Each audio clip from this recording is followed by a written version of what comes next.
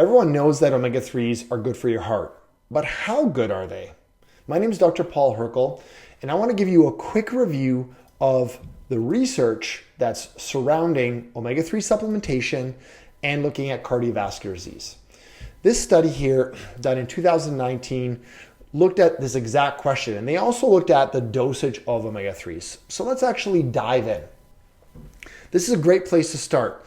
I love this graphic because it shows anything that's lower than 1, there's a relative risk reduction, meaning that if you take omega-3s, there's a decrease in each one of these key categories. So CVD is cardiovascular disease events, 39 studies, heart attacks or myocardial infarctions, 24 studies, coronary heart disease events, and then the two biggies, dying from a heart attack and dying from coronary heart disease. And as you can see here, all of these boxes are to the left, meaning that there's a decrease in risk when you're taking omega-3s. Let's dive in further here. And so now we can actually have the same categories and look at what is the actual risk reduction.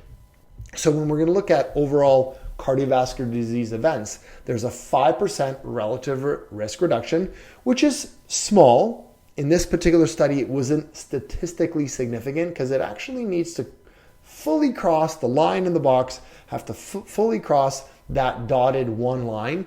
But as we go down here into heart attacks, coronary heart disease events, you're going to see that there is a positive impact. So 13% relative risk reduction.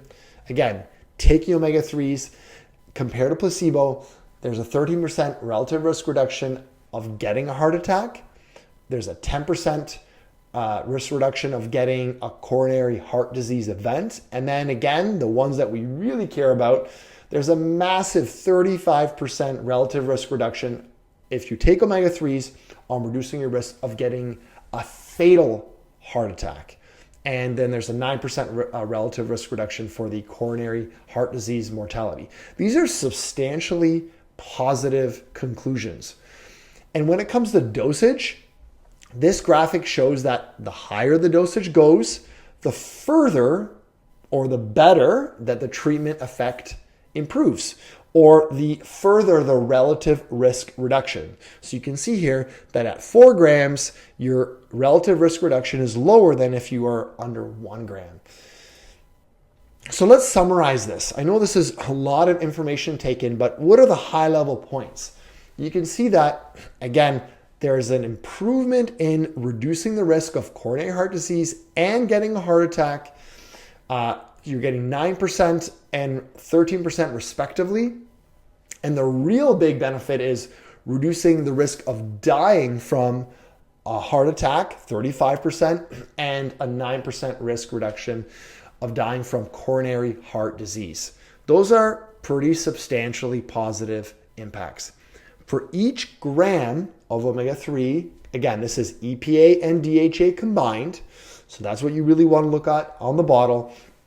When you add those two up, if it's a gram, every time you add a gram of that, you're going to get a risk reduction of 9%, specifically when it comes to getting a heart attack. That is a big improvement. So overall, taking omega-3s, EPA and DHA have a very positive impact on the things that we really care about, which is dying from cardiovascular disease, which is one of the leading causes of death in the world. Hopefully this little tidbit was helpful so you can help streamline and focus your supplementation in a meaningful way.